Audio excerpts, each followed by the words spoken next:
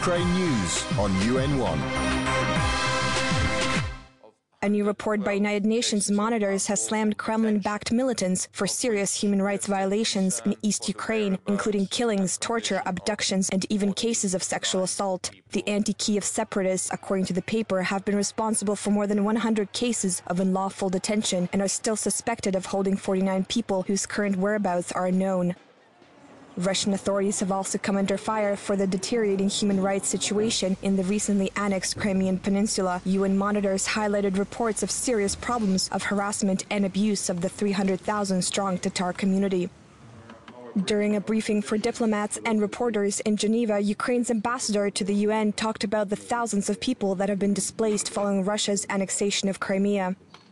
In the end of the year could reach 30,000 people. It's a real challenge.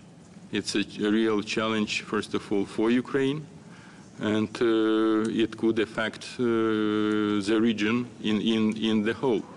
Authorities in Lviv, western Ukraine, confirmed that over 1,000 Tatars had arrived in their area alone. The refugees, many of them women and children, took just a few essentials before fleeing from their homes in Crimea.